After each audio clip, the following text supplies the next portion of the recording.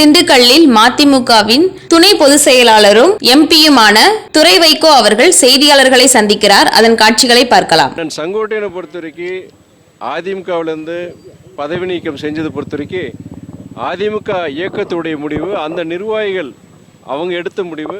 நீங்கள் எதுக்காண்டி அவர் இந்த முடிவு எடுத்திருக்கிறாரு நீங்கள் அண்ணன் செங்கோட்டையனை கேட்கணும். அதே மாதிரி அந்த இயக்கம் சார்பான இந்த முடிவை பொறுத்த வரைக்கும் நீங்கள் அந்த இயக்க நிர்வாகிகள்கிட்ட தான் கேட்கணும். மாற்று கட்சிகள் பொறுத்த வரைக்கும் நீங்கள் அந்த உள்கட்சிக்குள்ள விவரத்துக்குள்ளே நான் போகிறதுக்கு நான் சொல்கிறதுக்கு கருத்து சொல்ல விரும்பவில்லை. அது ஆரோக்கியமானதும் கிடையாது. அதிமுகங்கிறது ஒரு மிகப்பெரிய இயக்கம். அது அந்த இயக்கத்தில் இருக்கிற ஒரு மிகப்பெரிய ஒரு முக்கியமான நிர்வாகியை அவங்க பதவி இறக்க செஞ்சுருக்கிறாங்கன்னா அதோடைய காரணங்கள் அந்த கட்சிக்குள்ளே அவங்க பேசிக்குவாங்க. இப்போ செங்கோட்டையன்கிட்ட கேட்கல, நீங்கள் இந்த கேள்வி அவர்கிட்ட கேட்கலாம். என்ன காரணத்துக்காண்டி அந்த முடிவு எடுத்திருக்கிறாரு, எந்த காரணத்துக்காண்டி அந்த இயக்கம் அவர் நடவடிக்கை எடுத்திருக்காரு, அவர் தரப்புடைய நியாயங்கள் நீங்கள் அவர்கிட்ட கேட்கலாம். ஆனால் நாங்கள் என்னை பொறுத்த வரைக்கும்னா அந்த இன்னொரு கட்சியுடைய ஒரு இதில் வந்து தலையிடுறதோ அதோடைய கருத்து சொல்றது நான் விரும்புகிறேன். அது ஆரோக்கியமானது கிடையாது. பின்புலத்தில் வந்து பார்த்தீங்கன்னா பிஜேபி தான் செயல்படுதுன்னு சொல்லி ஒரு குற்றச்சாட்டு இருக்குது. அதாவது இந்த அதிமுக இயக்கத்தில் நீங்கள் அண்ணன் செங்கோட்டையனுடைய பதவி இறக்கம் அந்த நீக்கம் பொறுத்த வரைக்கும் அது வந்து அது நீங்கள் பாஜக பின்னாலிருந்து இயக்குதுன்னு சொல்லி உங்களுடைய குற்றச்செலவருடைய குற்றச்சாட்டு இருக்குது. அது பொறுத்த வரைக்கும் என்னோட இது என்னன்னா, இன்னொரு இயக்கத்தில் நடக்கிற சில பிரச்சனைகள் பொறுத்த வரைக்கும் தலையிடக்கூடாது. நான் மாத்திரம் கிடையாது, பிற இயக்கங்களும் தலையிடக்கூடாது. பாஜக அதில் இருக்கா இல்லைன்னு தெரியல. ஆனால் கடந்த காலங்களில் நீங்கள் தமிழ்நாடு மாத்திரம் கிடையாது, இந்தியாவில் பல மாநிலங்களில் அவங்க கூட்டணியில் இருக்கிற இயக்கங்களில் சில பிளவுகளை அவங்க ஏற்படுத்தியிருக்காங்க. அந்த சந்தேகத்தின் அடிப்படையில் இப்போ அதிமுகவை பொறுத்த வரைக்கும் இந்த பிரச்சனைக்கு வந்து பாஜக காரணமாங்கிற ஒரு சந்தேகம் வருது. ஆனால் வந்து அது உண்மையாக பொய்யான்னு தெரியல.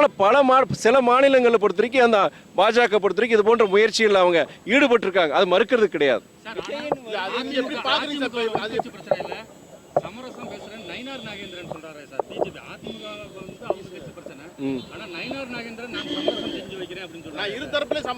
அதாவது இல்லை இது பாருங்க, அது அந்த கூட்டணியில் அந்த அதிமுக பாஜக கூட்டணியில் அந்த பாஜகவுடைய மாநில தலைவருடைய கருத்து. அது நீங்கள் அந்த கூட்டணி சார்ந்த இயக்கங்கள்கிட்ட போய் கேட்கணும். ஆனால் நீங்கள் ஒரு கேள்வி கேட்டீங்க. என்ன கேள்வினா, அப்போ இந்த பின்னணியில் இந்த அதிமுக பின்னணியில் இருந்த குழப்பத்துக்கு வந்து பாஜக காரணமான ஒரு கேள்வி கேட்டிருக்கீங்க. அது சில மாநிலங்களில் பொறுத்த வரைக்கும் பாஜக அது போன்ற முயற்சியில் ஈடுபட்டிருக்கு. பாஜக மாத்திரம் கிடையாது. நீங்கள் பொதுவாகவே அரசியல் எடுத்துக்கிட்டீங்கன்னா இது போன்ற விஷயங்களில் பல சில இயக்கங்கள் வந்து இன்னொரு இயக்கத்தை பலவீனப்படுத்துறதுக்கு வந்து இருக்குது. இது அதிமுக பாஜக மாத்திரம் இதை ஈடுபடுது. பாஜக பண்ணுறாங்க, தவறான விஷயம், ஜனநாயகத்துக்கு புறம்பானது. ஆனால் பாஜக மாத்திரம் கிடையாது. இன்றைக்கி இந்தியாவில் எடுத்துக்கிட்டிங்கன்னா பல அரசியல் இன்றைக்கி இருக்கிற இயக்கங்கள் ஒருத்தருக்கு குழப்பத்தை உருவாக்குறதும் அந்த வெளியிலேருந்து அந்த இயக்கத்தில் வந்து ஒரு பலவை உருவாக்குறதோ ஒரு முயற்சி. இது போன்ற முயற்சிகளை பொறுத்த வரைக்கும் ஒரு ஜனநாயகத்துக்கு நல்லது, ஆரோக்கியமானது கிடையாதுன்னு சொல்ல முடியும். நான் எப்படிங்க இல்லை வேற கேள்வி கேளுங்க நீங்கள் சொல்லுங்க. சகோதரர் விஜயோடைய வரியை பற்றி நான் பலமுறை நான் கருத்து சொல்லியிருக்கிறேன். அவர் ஒரு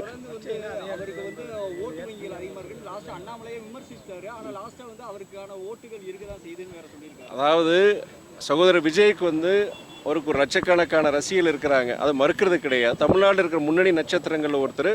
அவர் ஒரு அரசியலுக்கு அது ஒரு மிகப்பெரிய ஒரு உந்துதல் சக்தியாக இருக்கும். அதே நேரத்தில் வந்து என்னென்னா அவர் வந்து அந்த முதன்மையான இடத்தை அடைவார். புரட்சித் தலைவர் எம்ஜிஆர் மாதிரி அவர் அந்த முதன்மையான இடத்தை அடைவாருங்கிறது அவருடைய செயல்பாடுகள் வச்சு தான். ஆனால் வந்து இப்போ உடனடியாக அடுத்த தேர்தலே வந்து ஒரு தலைவர் புரட்சித் தலைவர் மாதிரி ஒரு அந்த இடத்தை அடைஞ்சிருவாருக்கு அது வாய்ப்பே கிடையாது. அவருக்கு ஒரு கணிசமான வாக்கு வங்கி இருக்குது. அதை பயன்படுத்திக்கிட்டு அவருடைய ரசிகர் பட்டாளத்தை பயன்படுத்திக்கிட்டு அந்த உச்சநிலைக்கு வர முடியாதுன்னு கிடையாது, வர்றதுக்கு வாய்ப்பு இருக்குது. ஆனால் உடனே வந்து அடுத்த வருஷத்துலேயே ஒரு எலெக்ஷன் நின்று அவர் எம்ஜிஆர் மாதிரி ஆகுனா அது வாய்ப்பு கிடையாது.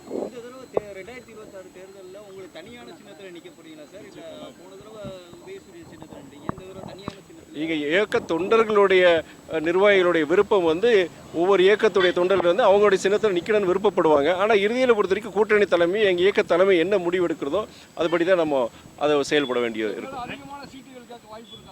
இல்லை அதிகமான சீட்டுகள் பொறுத்த வரைக்கும் இந்த முடிவுகள்லாம் கட்சியுடைய தலைவர் வைகோ தான் அந்த முடிவு எடுக்கணும்.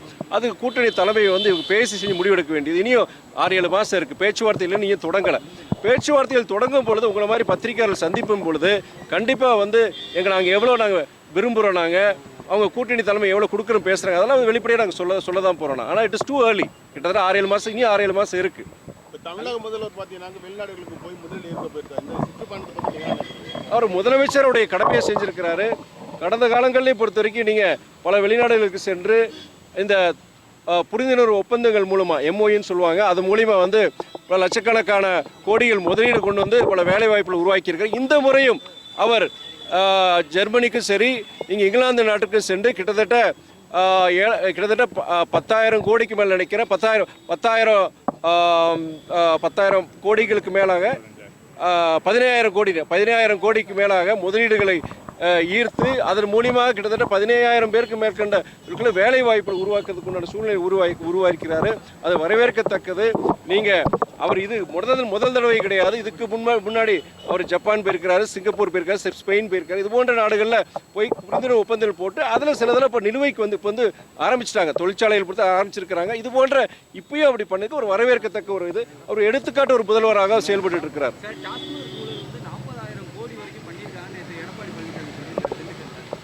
இல்லை, குற்றச்சாட்டுகள் பொறுத்த வரைக்கும், அரசியலை பொறுத்த வரைக்கும் இந்த மாதிரி குற்றச்சாட்டுகள் அதெல்லாம் நிரூபிக்கணும்.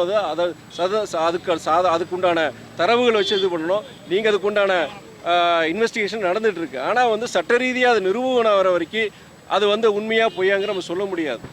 யாரையும் பல இன்னொரு இன்டர்வியூ நம்ம சொல்லியிருக்கேன். எல்லா மாநகராட்சியிலையும் சரிங்க ஊழல் நடந்துகிட்டு இருக்கு அப்படின்றத ஒரு குற்றச்சாட்டா ஏபிஎஸ் இல்லை, அதுக்கு ஒன்றும் இல்லை. நீங்கள் மதுரையில் நடந்த பிரச்சனையை பொறுத்த வரைக்கும்னா நடவடிக்கை எடுத்திருக்கிறாங்க. அது சம்பந்தப்பட்ட நபர்கள் மேலே நடவடிக்கை எடுத்திருக்காங்க, பதவி நீக்கம் பண்ணியிருக்கிறாங்க. இயக்கத்திலேயே அவங்களுக்கு உண்டான அந்த பதவி நீக்கம் பண்ணியிருக்கிறாங்க. நடவடிக்கை எடுக்கலன்னு தெரியாது. நீங்கள் முற்றிலும் தவறே இல்லை நம்ம சொல்ல முடியாது. அங்கங்கே சில கருப்பாடுகள் இருக்க தான் செய்வாங்க. அரசியல் இயக்கங்கள் சரி, நிர்வாகத்தில் இருக்க தான் செய்கிறாங்க. அப்படி தவறுகள் செய்யும் பொழுது உங்களை மாதிரி பத்திரிகைகள் நிறுவனங்களை சுட்டி காட்டும் பொழுது கண்டிப்பாக அதுக்குண்டான நடவடிக்கை அந்த அரசு எடுத்திருக்கிறாங்க. குறிப்பாக நீங்கள் சொல்கிற மதுரையில் பொறுத்த வரைக்கும் அந்த தவறுகள் நடந்தபோது அது வெளிப்படையாக அது வெளியில் வரும்போது அதுக்குண்டான நடவடிக்கை எடுத்தாங்க. அவங்க அத்தனை பேர் தவறு செஞ்சு அத்தனை பேர் மேலே சட்ட ரீதி நடவடிக்கை எடுக்கப்பட்டிருக்கு, பதவி நீக்கம் செஞ்சுருக்கிறாங்க. அதனால் தவறு இல்லைன்னு சொல்ல முடியாது. தவறு இருக்கும்போது அது நடவடிக்கை எடுத்திருக்கிறாங்க. தவறே இல்லாமல் ஒரு அரசாங்கத்தை நடத்துங்கிறது ரொம்ப ரொம்ப கஷ்டம், முடியாத விஷயத்தை நான் சொல்லுவேன். நான் சிபிஐ பார்த்தீங்கன்னாக்கா சசிகலா மீது சர்க்கரை ஆலை பிராமி பேரில் கொண்டு வந்தாங்க, வழக்கு பதிவு பண்ணியிருக்கிறாங்க. அரசு அதான் மிரட்டலுக்காக இந்த மாதிரி செய்கிறாங்களா? இந்த மாதிரி மத்திய அரசு இவ்வளோ நாள் விட்டுட்டு இப்போ செஞ்சுருக்காங்களா? காரணம் இது கிட்டத்தட்ட பல வருஷமாக இருக்குது. நீங்கள் சொல்கிற அந்த சர்க்கரை ஆலை சம்மந்தமான அந்த பினாமி சொத்துக்களை வாங்கின மாதிரி ஒரு இது இருக்குது. நேற்று கூட இந்து நாளிதழில் அது வந்திருக்கு, அந்த செய்தி வந்திருக்கு. அது என்னன்னா இது சிபிஐ விசாரணைக்கு போய் நீதிமன்றங்கள்லேயும் அதுக்குண்டான தீர்ப்புகள் வந்திருக்கு. இதில் என்னன்னா இதில் அரசியல் பல நேரங்களில் தவறுகள் நடக்கும்போது அதுக்குண்டான நடவடிக்கை எடுக்கும் பொழுது அது உண்மையானதா இல்லது அரசியல் நோக்கத்தோட அது எடுக்கப்படுதாங்கிறது அது நீதிமன்றத்துக்கு போயிடுச்சு. நீதிமன்ற தீர்ப்பை தான் நம்ம கேட்கணும். நம்ம கண்டிப்பாக நீதிமன்ற தீர்ப்பு வரும்போது உண்மையிலேயே இதை அரசியல் ரீதியான ஒரு குற்றச்சாட்டா இல்லைனா உண்மையிலேயே அதை தவறு நடந்திருக்கான்னு நம்ம தெரிய போகுது. இல்லை, இப்போ ரிட்டர்ன் பண்ணுறதுக்காக இந்த மாதிரி செஞ்சுருக்காங்க. இப்போ பார்த்தீங்கன்னா செங்கோட்டையன் மேலே நடவடிக்கை எடுத்திருக்காங்க. இந்த மாதிரி செங்கோட்டையன் மேலே என்ன நடவடிக்கை எடுத்திருக்காங்க? இல்லை சார், இல்லை இந்த சிச்சுவேஷனில் அந்த மாதிரி பண்ணியிருக்காங்கல்ல, அது எப்படி பார்த்துக்கணும்? நீங்கள் சொல்கிறது சிபிஐ தரப்பான ஒரு குற்றச்சாட்டு. அதுக்கு விசாரணை போய் கோர்ட்டில் இருக்குது. அந்த பிரச்சனை கோர்ட்லேயே இருக்குது. அது கோர்ட்டு தீர்ப்பு என்ன, அது உண்மையிலேயே அவங்க தவறு செஞ்சுருக்காங்களா, அதுக்குண்டான அதுங்கிறது கோர்ட்டு இவ்வளோ நாள் கிடையாது. நீங்கள் சொல்கிற பிரச்சனை பல வருஷமாக இருக்குது. கிட்டத்தட்ட 2018-19 கிட்டத்தட்ட 5-6 வருஷத்துக்கு முன்னாடி இந்த பிரச்சனை நடந்து அதுக்குண்டான விசாரணைகள் கைது எல்லாம் நடந்திருக்கு. அது சர்க்கரை ஆலை சம்பந்தப்பட்ட முதுமனை அதிகாரிகளை கைது செஞ்சுருக்கிறாங்க. அவர்கிட்டையும் விசாரணை பண்ணி அவங்களோட சொத்துக்கள் முடக்கப்பட்டிருக்கு. இது பல வருஷமாக நடந்துட்டு இருக்கிறது. ஆனால் இந்த நேரத்தில் எடுக்கிறது இது தற்செயலாக சிபிஐ பொறுத்த வரைக்கும் அது விசாரணையில் இது வச்சு தான் இன்றைக்கி இந்த நாள் இதெல்லாம் வந்திருக்கு. ஆனால் இது உண்மையாக பொய்யாங்கிற நீதிமன்ற தீர்ப்பு வச்சு நம்ம சொல்ல முடியுமே தவிர இது அரசியல் காரணங்களுக்கு எடுக்கப்பட்ட நம்ம சொல்ல முடியாது. 2026 பொறுத்த வரைக்கும் நாங்கள் கிட்டத்தட்ட 7 வருஷம் முடிஞ்சு 8வது வருஷம் திமுக தலைமையிலான கூட்டணியில் தொடர்ந்துட்டு இருக்கோம். எந்த நோக்கத்துக்காண்டி இந்த கூட்டணியில் சேர்ந்தோமோ அந்த நோக்கம் இன்னும் தொடருங்கிறத நான் பல முறை சொல்லியிருக்கிறேன். நாங்கள் கண்டிப்பாக இந்த கூட்டணியில் நாங்கள் நீடிக்க விரும்புகிறோம். நாங்கள் தினமுல்லை செய்திகளுக்காக திண்டுக்கல் மாவட்ட செய்தியாளர் சிராஜுதீன். தமிழகம் முழுவதும் 4 பக்க கலருடன் வெளிவந்து கொண்டிருக்கின்ற நமது தினமுல்லை களம் மாலை நாளிதழ் இன்றே வாங்கி படியுங்கள். செய்தித்தாளின் சுருக்கம், எழுத்தின் வலிமை, ஒளியில் வாய்மை. இன்றே வாங்கி படியுங்கள். தினமுல்லை களம் மாலை நாளிதழ் தற்போது பரபரப்பான விற்பனையில். செய்திகளை உடனுக்குடன் தெரிந்து கொள்ள தினமுல்லை நியூஸ் தமிழ் சேனலை சப்ஸ்கிரைப் பண்ணுங்க.